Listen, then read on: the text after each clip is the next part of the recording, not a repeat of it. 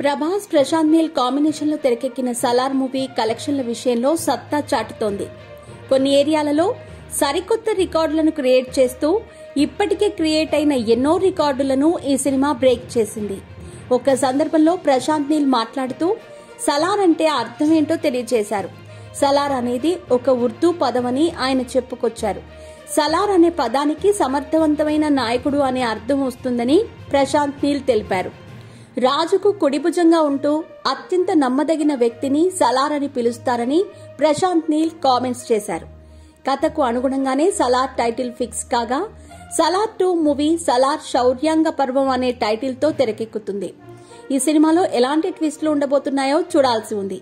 సలార్ 1లో దేవా వరద మధ్య స్నేహాన్ని చూపించిన ప్రశాంత్ నీల్ సలార్ 2 సినిమాలో దేవా వరద పాత్రల మధ్య శత్రుత్వాన్ని ఎలా చూపిస్తారో చూడాలి. సలార్ మూవీ సక్సెస్ సాధించడంతో ఈ సినిమాలో నటించిన ఇతర నటీనటుల గురించి కూడా చర్చ జరుగుతోంది. శ్రీయారెడ్డి, జాన్ విజయ్, జగపతి బాబు కెరీర్లకు ఈ సినిమా వల్ల ఎంతో బెనిఫిట్ కలుగుతుంది.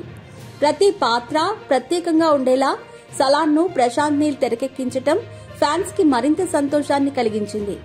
సలార్ సినిమాకు పాజిటివ్ టాక్ రావడంతో ఇతర సినిమాలకు కలెక్షన్లు తగ్గిపోయాయి. ప్రభాస్ కు సూట్ అయ్యే కథతో సినిమా తీస్తే ఏ రేంజ్ లో హిట్ అవుతుందో సలార్ ప్రూవ్ చేసింది. 2023 సంక్రాంతికి విడుదలైన సినిమాలు బ్లాక్ బస్టర్ హిట్లుగా నిలిచి బాక్సాఫీస్ కి జోష్ ఇవ్వగా 2023 క్రిస్మస్ కి సలార్ జోష్ ఇచ్చింది. ప్రభాస్ తర్వాత సినిమాలు సైతం ఇదే మ్యాజిక్ ని రిపీట్ చేస్తాయేమో చూడాలి మరి.